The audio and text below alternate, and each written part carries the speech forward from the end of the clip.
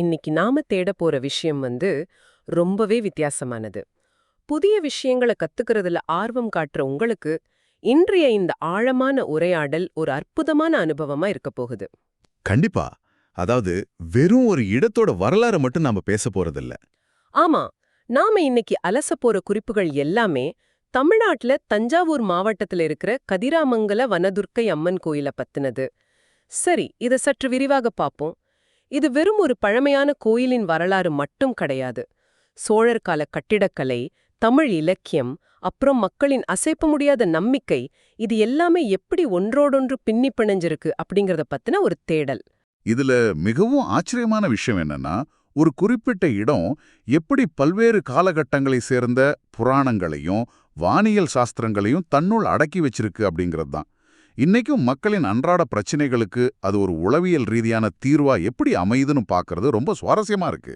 ஆமா, கேட்பவரே எந்த ஒரு கடினமான விஷயத்தையும் எளிதா புரிஞ்சுக்க விரும்பும் உங்களுக்காகவே இந்த தகவல்களை நாம தொகுத்திருக்கோம்.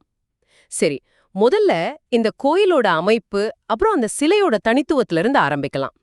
கும்பகோணத்திலிருந்து ஒரு 25 கிலோமீட்டர் தூரத்திலையும், மயிலாடுதுறையிலிருந்து 15 கிலோமீட்டர் தூரத்திலும் இருக்கு இந்த கோயில். 11ஆம் நூற்றாண்டுல சோழர்களால் கட்டப்பட்டது. கரெக்ட். அங்க இருக்கிற வனதுர்கை சிலை சுமார் 6 அடி உயரம்.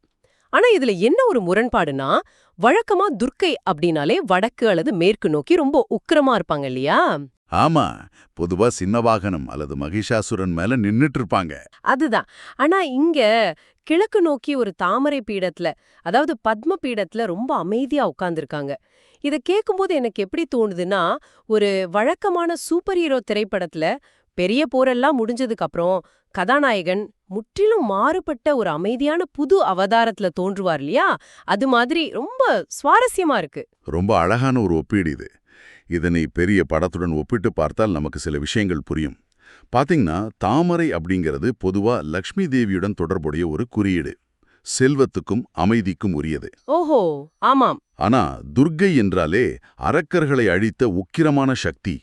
அவங்க மகிஷாசுரன், பண்டாசுரன் மாதிரியான அரக்கர்களை அழித்த பின் இங்கே தாமரை பீடத்துல தவம் செய்யறதா ஐதீகம்.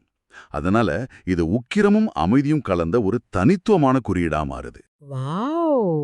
உக்கிரமும் அமைதியும் சேர்ந்த ஒரு வடிவம். அது மட்டும் இல்ல, இன்னொரு தகவலும் நான் படிச்சேன். அந்த அம்மனோட வலது கை அபயமுத்ரை, அப்புறம் வரத முத்ரை என 2 முத்ரைகளையும் ஒரே நேரத்துல காட்டுதான். ஆமா, அது சிற்பக்கலையில ரொம்ப அபூர்வமான ஒரு விஷயம். ஒரு கை பாதுகாப்பையும் கொடுக்குது, அதே சமயம் வரத்தையும் கொடுக்குது. இதுல எனக்கு ரொம்ப ஆச்சரியமான, கொஞ்சம் சிலிர்ப்பான தகவல் என்னன்னா, அர்ச்சனை செய்யும்போது அந்த சிலையின் வலது உள்ளங்கையில வியர்வை துளிர்ப்பத அர்ச்சகர்கள் பார்த்திருக்காங்களாம். ஒரு கற்சிலைக்கு எப்படி வியர்க்கும்? அதாவது இதுக்கு அறிவியல் ரீதியாவும் ஒரு விளக்கம் இருக்கு. கருவறை கருங்கற்களால் ஆனது. உள்ளே எரியும் தீபங்கள், கற்பூர ஆரத்தி, மக்களின் உடல் உஷ்ணம் இதெல்லாம் சேர்ந்து ஒரு வெப்பநிலையை உருவாக்கும். அதே நேரம் கல்லின் குளிர்ச்சியால காற்றில் உள்ள ஈரப்பதம் அந்த உள்ளங்கை மாதிரி குழியான பகுதிகளில் நீர்த்திவளைகளா படியலாம். இது சயின்ஸ். ஆனா பக்தர்களுக்கு அது வெறும் சயின்ஸ் இல்லையே. கண்டிப்பா கிடையாது. பக்தர்களை பொறுத்த வரைக்கும் அவங்க வேண்டுதலை கேட்டு சாமிக்கே வியர்க்குது அப்படிங்கிறது ஒரு மிகப்பெரிய உளவியல் ஆறுதல். கரெக்ட். இன்னொரு விஷயமும் நான் கவனிச்சேன். சிவபெருமானுடன் தொடர்புடைய எந்த தலமா இருந்தாலும் பொதுவா நுழைவு வாயில விநாயகர் இருப்பார். ஆனா இங்க விநாயகருக்குன்னு தனி சந்நிதி இல்லையாமே? ஆமா, அவர் தனியாக இல்ல.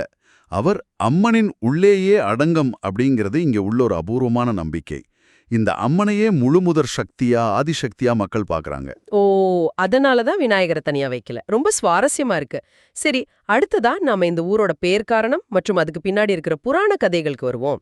கவிச்சக்கரவர்த்தி கம்பர் இந்த ஊரோட சம்பந்தப்பட்டிருக்காருன்னு சொல்றாங்கல்ல. ஆமா, கம்பர் கதிராமங்கலத்துல வாழ்ந்ததா ஒரு குறிப்பு இருக்கு. ஒரு முறை ரொம்ப பெரிய மழை பெஞ்சப்போ அவரோட வீட்டின் மேற்கூரை மழையால முற்றிலுமா சேதமடைஞ்சிருச்சு. அப்போ அவர் வேறு வழி இல்லாம இந்த வனதுர்க்கை அம்மனை வேண்டிட்டு தூங்கிட்டாராம். மறுநாள் காலையில எழுந்து பார்த்தா அவரோட வீட்டு கூரை முழுக்கவும் நெற்பயிரின் கதிர்களால ரொம்ப நேர்த்தியா வேயப்பட்டிருந்ததாம். நிஜமாவா? நெற்கதிர்களால கூரை வேயப்பட்டிருந்ததா? ஆமா, அதனாலதான் அந்த அம்மனுக்கு கதிர்வேய்ந்த மங்கல நாயகி அப்படின்னு பேரு வந்துச்சு. அதுவே காலப்போக்குல கதிர்வேய்ந்த மங்கலம்னு மாறி இன்னைக்கு கதிராமங்கலம் அப்படின்னு அழைக்கப்படுது. ரொம்ப அழகான கதை. இயற்கை சீற்றத்திலிருந்து ஒரு மனிதனை பாதுகாத்த கதை. இங்கதான் விஷயம் மிகவும் சுவாரஸ்யமாகுது. இன்னொரு கதையும் இருக்கு. அகத்தியர் விந்தியன் அப்படிங்கிற ஒரு அரக்கனை அழிக்க வேண்டி இங்க வந்து அம்மனை வழிபட்டிருக்கார். ரைட். அகத்தியர் புராணமும் இங்க ரொம்ப முக்கியம். அதுல ஒரு கட்டத்துல அகத்தியர் காசிக்கு செல்ல விரும்பிய போது இந்த அம்மனை பிரிஞ்சு போகணுமேனு வருத்தப்பட்டாராம். அப்போ அம்மன் தினமும் இரவில் நான் காசிக்கு வந்து உனக்கு தரிசனம் தர்றேன் அப்படின்னு வாக்கு கொடுத்தாங்களாம். ஆமா.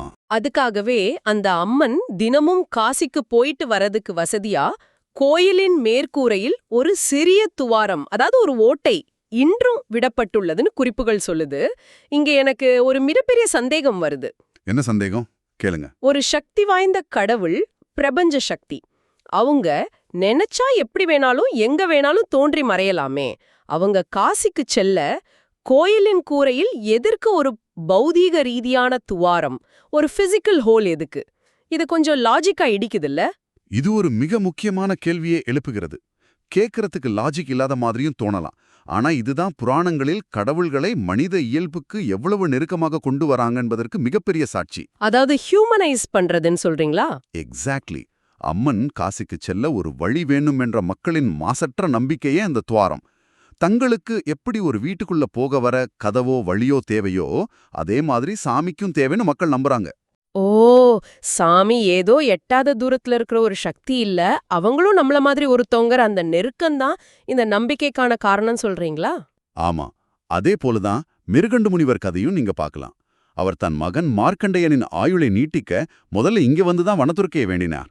அதன் பிறகே திருக்கடையூரில் மார்க்கண்டேயன் யமனை வென்றான் அப்படின்னு ஒரு புராணம் இருக்கு. ஓஹோ, அப்போ திருக்கடையூருக்கு முன்னாடி அவங்க வந்த இடம் கதிராமங்கலம் தானா? கரெக்ட். இந்த புராணங்கள் அனைத்தையும் நீங்க ஒட்டுமொத்தமா பாத்தீங்கன்னா ஒரு பேட்டர்ன் தெரியும். மரண பயம், அதாவது மார்க்கண்டேயன் கதை. இயற்கை சீற்றங்கள், அதாவது கம்பர் கதை. அரக்கர்களின் தொல்லை, அகத்தியர் கதை. இப்படி எல்லாவற்றிலிருந்தும் தப்பிக்க மனிதன் தேடிய புகலிடத்தையே இந்த கதைகள் காட்டுது. ரொம்ப தெளிவா சொன்னீங்க. மனித மனத்தோட அடிப்படை பயங்களுக்கு எப்படி இந்த இடம் ஒரு புகலிடமா இருந்திருக்குன்னு நல்லா புரியுது. சரி, இதையெல்லாம் தாண்டி இன்னைக்கு, அதாவது நடைமுறையில இந்த கோயில் ஏன் இவ்ளோ பிரபலம்னு பார்த்தா அங்க நடக்கிற துல்லியமான பரிகாரங்களும் வழிபாட்டு முறைகளும் தான் காரணமா இருக்கு. ஆமா, இது ராகு கிரகத்திற்கான அதிதேவதை கோயில்னு வானியல் சாஸ்திரம் சொல்லுது. நான் படிச்ச குறிப்புகள்ல ஒரு விஷயம் ரொம்ப ஆச்சரியமா இருந்துச்சு. மிருகசீரேஷ நட்சத்திரத்தில் பிறந்தவர்கள் வருடத்திற்கு ஒரு முறையாவது இங்கு வந்து 2.5 மணி நேரம் கோயில்ல இருக்க வேண்டும்னு ஒரு கணக்கு சொல்றாங்க. இந்த 2.5 மணி நேரம் அப்படிங்கறதே ராகு காலத்தோட ஒரு நீட்சியா இருக்குமோன்னு தோணுது.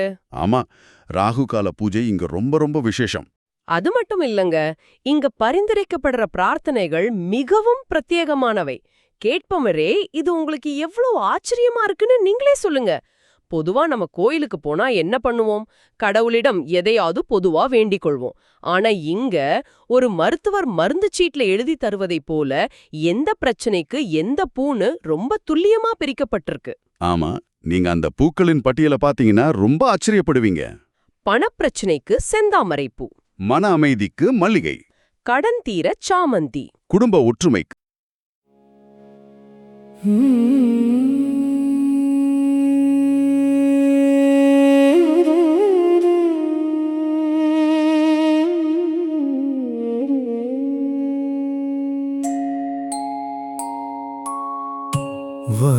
வனதுர்க்கையம்மா எழுந்தருள்வாய், இனிய காலை பொழுது வந்ததே, அருள்மழை பொழியும் அன்னையம்மா, அடியவர் நெஞ்சம் மகிழ்ந்ததே, முரசொலி கேட்கும் திருக்கோயிலில் மங்கள தீபம் ஒளிர்ந்ததே, தாமரை பீடம் வீற்றிருக்கும் தாயம்மாருள் புரிவாயே, நாதஸ்வரம் ஒலிக்குதே, நாமங்கள் முழங்குதே,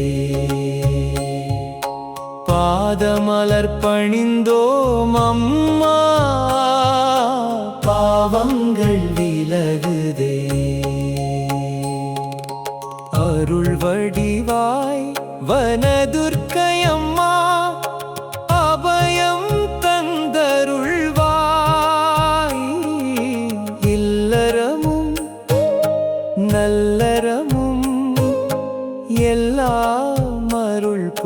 பொழிவாய். கிழக்கே உதித்த கதிரவன் போல் திருமேனி ஒளிர்ந்தருள்வாய். உலகம் முழுதும் காத்திடவே உயிர்கள் நலம் பெறவே காவல் தெய்வம் நீ அல்லவா. கருணை வடிவம் நீ அல்லவா. தீமை அகற்றி நன்மை தர தினமும் துணை நிற்பவளே. கதிராமங்கலம் காக்கும் தாயே, கருணை நிறைந்த தேவியம்மா. வீரமும் அருளும் சேர்ந்து நின்ற வெற்றியின் வடிவே அம்மா. அடியவர் வாழ்வு செழித்திடவே அமுதருள் தந்தருள்வாய். வறுமை வியாதி அச்சம் நீக்கி வாழ்வெல்லாம் ஒளி அருள்வாய். ராகு தோஷம் தீர்க்கும் தேவி ரட்சகினியே அம்மா. மிருகசீரிடம் காக்கும் தாயே, மெய் சீர்க்கும் சக்தி அம்மா. கம்பன் வேண்டிய கருணை தாயே, கதிரால் கூரை காத்த அம்மா. அகத்தியர் தொழுத பராசக்தி, அன்பின் வடிவாய் நிறைந்த அம்மா. சுப்ரபாதம் சுப்ரபாதம் சுப்ரபாதம் அம்மாவே. சுப்ரபாதம் சுப்ரபாதம் வனதற்கை தெய்வமே. சுப்ரபாதம் சுப்ரபாதம் ஸ்ரீவனதுர்க்கையம்மா. சுப்ரபாதம் அடியவர் வாழ்வு செழிக்க ஆசீர் வழங்க எழுந்தருள்